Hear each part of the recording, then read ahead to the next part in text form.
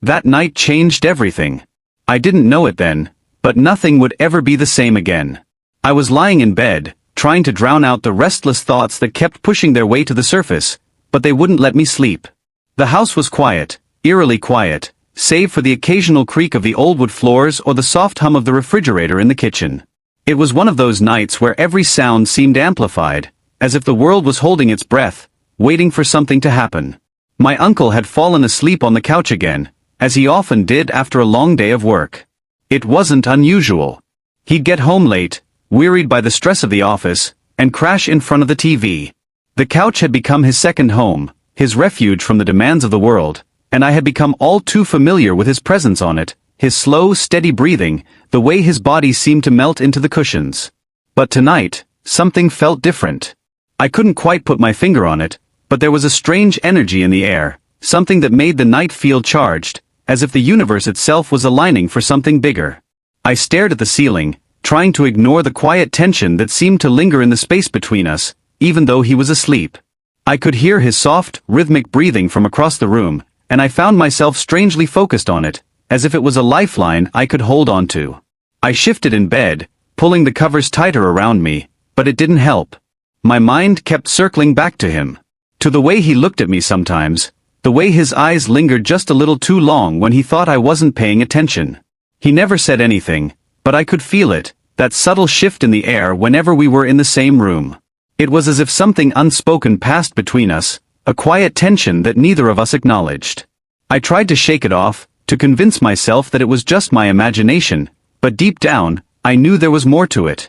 And that realization, as small and insignificant as it seemed in the moment, was the spark that would set everything in motion. The night felt like a tipping point, the kind of moment you look back on and realize you should have seen coming. It was the beginning of something, though I didn't know yet what it was. Something I wasn't ready for. Something that would change the way I saw him, and the way I saw myself. We had always been close, my uncle and I. I don't think anyone ever questioned our bond, and for the longest time, I didn't either. After my parents died, I moved in with him. He was all I had left, and he didn't hesitate to take me in. It wasn't just out of duty, he genuinely wanted me there, even though we didn't say much about it. That's how he was, quiet, steady, reliable. He didn't need to fill the silence with words because the silence between us had always felt comfortable, like an unspoken understanding. There was no tension in those early days, just a shared routine. We'd wake up to the smell of coffee brewing in the kitchen, the sound of the newspaper rustling as he read the headlines, the low hum of his voice as he grumbled about work. I would go about my day going to school, doing homework, and then we'd come together in the evenings for dinner. Simple meals, nothing fancy, just pasta, pizza, or whatever he managed to throw together. We'd sit at the table, and he'd talk about his day, always careful not to overwhelm me with too many details. It was more about the gesture than the actual words. Sometimes, I'd tell him about my day at school, but I never had much to say. I was a quiet kid, content to keep to myself. He didn't push me to open up though. If anything, he seemed to respect my space. But there were moments, little moments, when I'd catch him looking at me differently, longer than usual, like his eyes were searching for something. I'd pretend not to notice, feigning disinterest, but inside, a knot would form in my stomach. I couldn't explain it, but I felt like he was seeing something in me that I couldn't see myself. He'd clear his throat, look away, and the moment would pass, but the feeling lingered. It was strange, and in the beginning, I didn't know what to make of it. Our weekends were spent in a kind of rhythm, lazy mornings followed by afternoons where we'd tackle errands together, sometimes just driving around without a destination, listening to the radio, sharing half-formed thoughts. His laugh, low and genuine, would break the silence now and then, and I'd find myself smiling at how easy it all was. Those were the days I would think about the most, even when they didn't seem like they mattered. But over time, there was a shift. A subtle change in the way we interacted, though neither of us ever said anything about it. We didn't need to. It was unspoken, this shift. I noticed the first change one evening when we were watching TV in the living room. He had that glass of whiskey in his hand. He'd taken to drinking a little more lately, something about the stress of work, he said, and I was sitting on the opposite end of the couch. There was a game on, but neither of us were paying much attention to it. Instead, we were caught in some comfortable silence that had become our default. I could feel his gaze, though steady and intense, like it was drawn to me without effort. I didn't know why I didn't move away. It wasn't like I was uncomfortable with his proximity. In fact, it felt oddly reassuring, but it was also unfamiliar. It was different from the casual, easy closeness we had before. His eyes never left mine as he reached for his glass, and when he did, his hand brushed against mine. The contact was brief, a touch so light it could have been nothing. But it wasn't nothing. It lingered unspoken, unnoticed by him but felt by me, like a spark igniting somewhere deep inside me. I didn't know how to react, so I just pretended it didn't happen, pretending I hadn't noticed the way his hand trembled for the briefest moment. He had no idea. And I had no idea how to process it. The next few days were filled with similar moments, slight shifts in his behavior, quiet instances where I could feel the space between us closing in, though we never acknowledged it. There were moments when our shoulders brushed as we passed each other in the kitchen, moments when our hands lingered a little too long as he handed me something. He'd always pull back quickly, his usual calm demeanor returning like nothing had changed. But I felt it. I felt the tension growing, like a thread pulling tighter and tighter. We never talked about it. There was no reason to. The unspoken understanding between us had always been that we didn't need to vocalize every thought, every feeling. But now, the silence was suffocating, and the absence of words felt heavier than ever. And I couldn't help but wonder if he felt the same. Was he aware of the shift too? Or was I the only one feeling it? But no matter how much I tried to deny it, the tension kept building. In the evenings, I'd catch him watching me, his gaze flickering to me before quickly looking away, like he was afraid of being caught in the act of looking. I had to wonder if it was always there, this quiet undercurrent of something more, something deeper that we had both been too afraid to acknowledge. Maybe I was just now seeing it for what it was. Or maybe, just maybe, it had always been there, waiting for the right moment to rise to the surface. I couldn't shake the feeling that something was about to change. Something big. Something I wasn't prepared for. And yet, no matter how much I tried to suppress the thoughts, they kept creeping back in, demanding to be recognized. And the worst part was, I didn't know if I wanted to stop them. It started subtly, like a whisper that gradually grew louder until I couldn't ignore it anymore. It wasn't just the lingering touches or the way his eyes lingered a little too long, it was everything. The way he seemed to pay attention to me more than anyone else, how he would listen with a focus that made me feel like I was the only person in the world. It was like I could feel the weight of his gaze, as if it was always on me, whether he was in the room or not. The shift wasn't just in the physical space between us, it was in the air, in the way the silence had started to feel different. It wasn't the comfortable, easy silence we once shared, it was heavy now, pregnant with something unspoken. Every word seemed carefully chosen, as if we were both walking on eggshells, afraid of saying the wrong thing, afraid of acknowledging what was happening. I began noticing it during small, everyday moments. Like when we'd be sitting at the kitchen table after dinner, sipping on our drinks. He'd reach over to grab something, and for a split second, his fingers would brush mine. It wasn't an accident. I could feel the deliberate, measured way he held my hand in his, just for a second longer than necessary, before pulling away quickly, like he was afraid of getting caught. I'd feel a heat rise in my chest, my heart hammering in my throat, but I'd say nothing. I couldn't. My mind would race with questions, doubts, fears, but I never voiced them. Instead, I'd focus on the glass in my hand, pretending I hadn't noticed the way his touch sent a jolt through me, as if a switch had been flipped. There were other moments too, fleeting but undeniable. The way he would stand a little too close when we were in the kitchen, his breath warm on the back of my neck as he passed behind me. Or the way his voice would soften when he spoke to me, like he was trying to reach me in a way that went beyond words. It was subtle, but I could feel it in the way his eyes held mine for a little longer than necessary, in the slight quiver in his voice when he'd ask if I needed anything. It was as if he was searching for something, some kind of connection that went beyond the familial, beyond the surface level. And it wasn't just him. I could feel myself changing too. The way I'd catch myself thinking about him when I didn't want to, how I would get lost in the moments we spent together, letting my mind wander down paths I couldn't seem to control. I started noticing things about him that I hadn't before. The way his hands looked when they were holding a glass, or the way his fingers drummed idly on the armrest of the couch when he was lost in thought. The small, seemingly insignificant details that made him human, in a way that made him seem closer to me than I had ever allowed myself to admit. There were moments when our gazes would meet across the room, and for a heartbeat, time would stand still.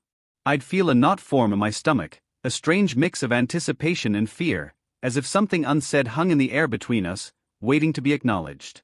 But every time I'd look away, as if somehow by doing so, I could erase the feeling that was growing inside me. The guilt, the confusion, the undeniable pull toward him that felt like it was drawing me closer, even though I didn't know how to react to it. The worst part was, I didn't even know what I wanted.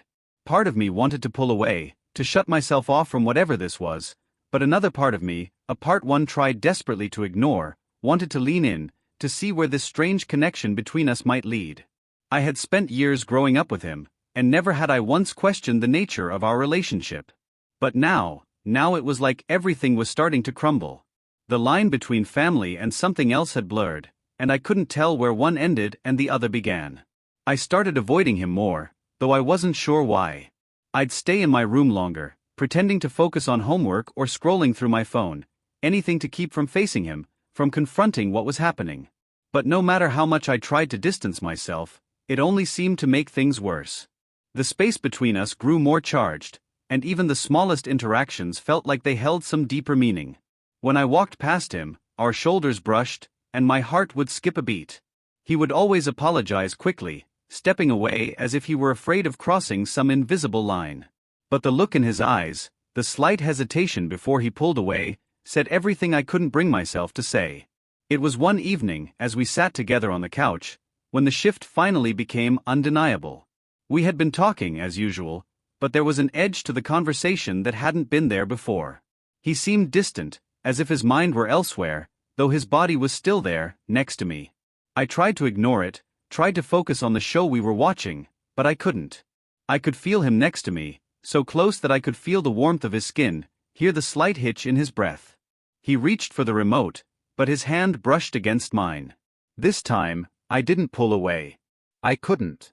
Instead, I let the contact linger, just for a moment, feeling the heat of his skin against mine, feeling the connection that was building between us. And that was when I knew things were never going to be the same. I looked at him, and this time, he didn't look away. His eyes were fixed on me, his gaze steady, intense. I could see the uncertainty in his eyes, but there was something else there too, something deeper, something I hadn't seen before. The air between us was thick with the weight of it, and in that moment, I realized that we both knew what was happening, even though neither of us had said a word. I didn't know what to do next. I didn't know if I should speak, if I should pull away, or if I should let it happen. My heart was racing, and my breath felt shallow, like I was holding on to something I couldn't control. I wanted to say something, anything, but the words wouldn't come. It was as if the moment was too big, too overwhelming, for words. And then, just as quickly as it had started, it was over. He pulled his hand back, cleared his throat, and pretended like nothing had happened. The space between us felt heavier now, like it was pressing down on me. The tension was undeniable, but neither of us addressed it. We both knew it was there, but neither of us was ready to acknowledge it. And that's when I realized, I wasn't the only one feeling it. He felt it too. And that thought, more than anything else, left me breathless. The tension between us had been building for weeks, maybe longer, and there was no ignoring it anymore. No amount of silence, no more avoidance, could push the inevitable aside. It felt like a storm was gathering, brewing just beneath the surface, and no matter how much we both tried to keep it contained, we both knew it was going to break. And when it did, there would be no going back. It happened one night, when the house was still, quieter than usual. I had just come back from the store, the weight of a few bags of groceries hanging from my arms, and as I walked through the door, I saw him standing by the kitchen counter, his back to me, his shoulders slightly hunched as if he was lost in thought. It was a familiar sight, but tonight, there was something different about it. The way his posture was rigid, the way he didn't turn when I came in, it felt like a crack in the foundation of everything we had built together. I set the bags down, the sound of them hitting the counter loud in the otherwise silent house. He didn't react. That's when I realized, he knew. He knew that I had been avoiding him, that the space between us had grown wider and wider with every passing day. He had felt it too, but neither of us had said anything. Until now. I didn't know what to say, so I said nothing. I busied myself with putting away the groceries, pretending the tightness in my chest wasn't there, pretending that everything was normal. But the air between us crackled, heavy with words left unspoken. I could feel his presence behind me, just a few feet away, and I knew that at any moment, the silence would break. And when it did, it wouldn't just shatter the stillness, it would change everything. Then, finally, he spoke. His voice was low, but I could hear the edge in it. The kind of edge that comes when someone has been holding something in for too long. "Why are you avoiding me?" he asked. I froze, the words hanging in the air like a sudden shock. My heart beat faster, and I felt my throat tighten. I hadn't expected him to confront me, not like this, not in the middle of an ordinary evening. It wasn't the kind of conversation we usually had, light, casual, nothing that mattered. But now, his voice was steady, almost too steady, as if he was trying to keep his emotions in check. And I knew. I knew he was as scared as I was. "I'm not avoiding you," I said, but my voice betrayed me. It was shaky, uncertain. It wasn't the truth, and he knew it. "You are," he replied, his voice a little firmer now. "And don't lie to me. I can feel it. I've been feeling it for weeks. You think I don't notice the way you pull away from me? The way you avoid me whenever I'm near? I know you, and I know something's wrong." His words cut through me, sharp and direct, but there was an underlying pain in them that I hadn't expected. He wasn't angry, not exactly, but there was hurt there, hurt that mirrored my own. And in that moment, I realized just how much we had both been carrying, each of us too afraid to speak, too afraid to face what had been building between us. I didn't know how to respond. The words I had been holding in, words that had been stuck in my chest for so long, were suddenly too much. I wanted to shout, to tell him everything, but I couldn't. It was like all of my emotions had been bottled up, and now that the floodgates had opened, I was drowning in them. "Why did you start looking at me differently?" I finally asked, my voice barely a whisper. "Why did things change? What are we supposed to do with all of this?" There was a pause, a long suffocating silence that seemed to stretch on forever. I could hear the pounding of my own heart, feel the way my chest rose and fell with every breath.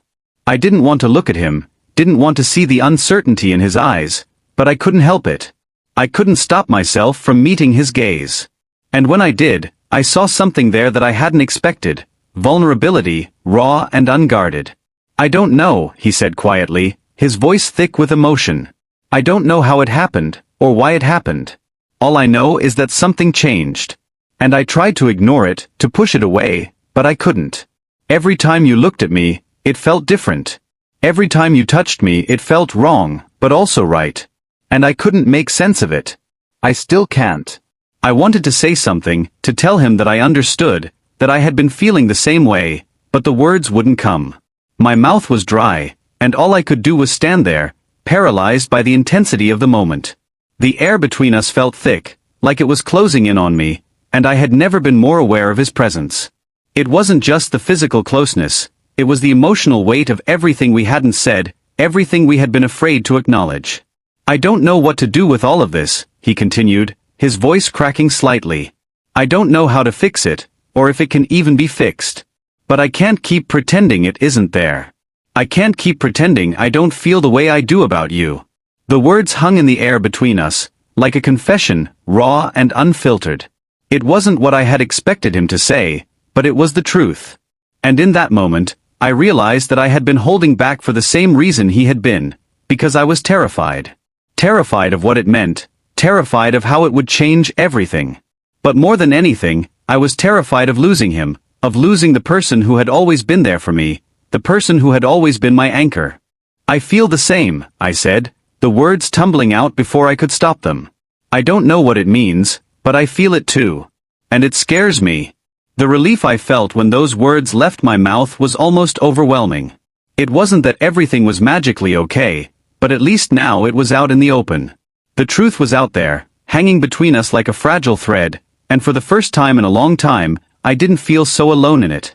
He took a step closer, and I didn't pull away. The space between us was small now, and I could feel the weight of his gaze on me, like he was waiting for me to say something else, something that would make sense of it all. But I didn't have the answers. I didn't know what would happen next.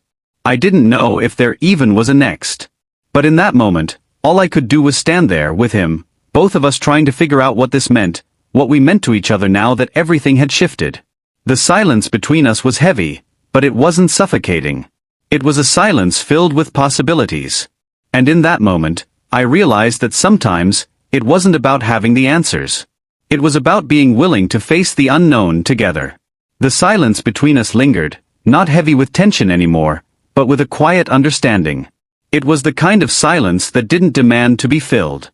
For the first time in weeks, maybe longer, I felt like I could breathe, like the weight I'd been carrying was no longer mine alone.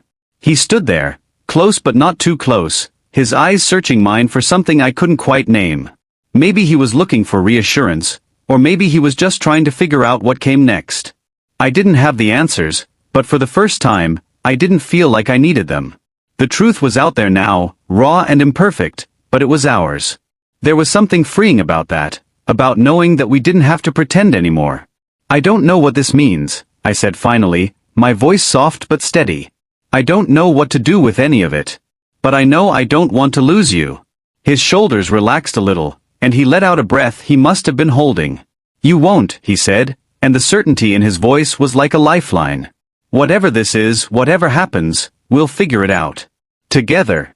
The word together hung in the air, a promise and a comfort all at once. I wanted to believe him, to trust that we could navigate this, that we could find a way to hold onto what mattered without losing ourselves in the process. But part of me was still scared of the unknown, of what this would mean for us, for the lives we'd built separately and the life we'd shared until now. I don't want to mess things up, I admitted. I don't want to ruin what we have.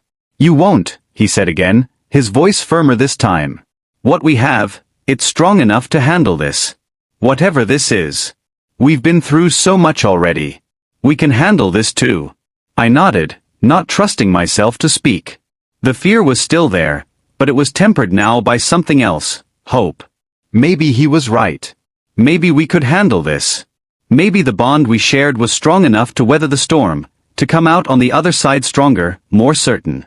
He stepped closer, and this time, I didn't pull away. He reached out, his hand brushing against mine, tentative but not hesitant.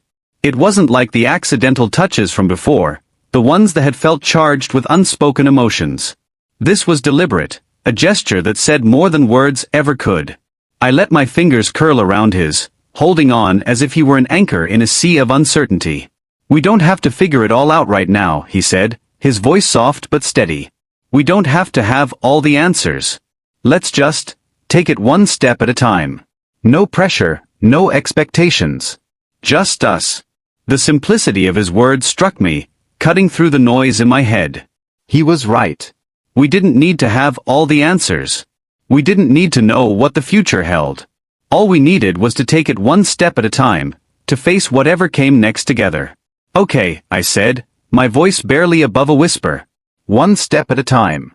He smiled then, a small tentative smile that made my chest ache in the best way. It wasn't the kind of smile that said everything was fixed, but it was a start. A beginning. And maybe that was enough for now. We spent the rest of the evening in quiet conversation, the kind that felt natural, unforced. There was no grand plan, no declarations of what would come next. Just the two of us, talking and listening, sharing pieces of ourselves that we hadn't dared to share before. It wasn't perfect, but it felt real. And for the first time in a long time, that was enough. As the night wore on, the tension that had been hanging over us began to lift. It wasn't gone entirely, there were still questions, uncertainties, but it felt lighter now, easier to bear. We didn't have all the answers, but we had each other. And for now, that was enough. When it was time to say goodnight, there was a moment of hesitation, a brief pause where we both seemed to hold our breath. I wasn't sure what to expect, but when he leaned in, his lips brushing against my forehead in a gesture that was both intimate and comforting, I felt my heart swell. It wasn't a kiss of passion or desire, but one of connection, of understanding. And in that moment, I knew we were going to be okay. As I lay in bed that night, staring up at the ceiling, I felt a strange mix of emotions, relief, fear, hope. The road ahead wasn't going to be easy, but I felt more certain than ever that we could face it together. For the first time in weeks, I didn't feel like I was drowning. I felt like I was finally coming up for air. The next morning, things felt different. Not in a dramatic way, but in the small, subtle ways that matter most. The air between us felt lighter, freer, as if the unspoken weight we'd been carrying had finally been lifted. We still had a long way to go, but we were taking the first steps, and that was enough. In the days and weeks that followed, we began to find our rhythm again. There were still moments of uncertainty, of doubt, but they were outweighed by the moments of connection, of honesty. We didn't have all the answers, but we had each other. And that, more than anything else, was what mattered. Looking back, I realized that the moment of confrontation, the moment when everything came to a head, wasn't the end of something. It was the beginning. The beginning of a journey we hadn't expected, a journey that was as terrifying as it was exhilarating. But as we took each step forward together, I knew one thing for certain: whatever the future held, we would face it side by side. And that was enough.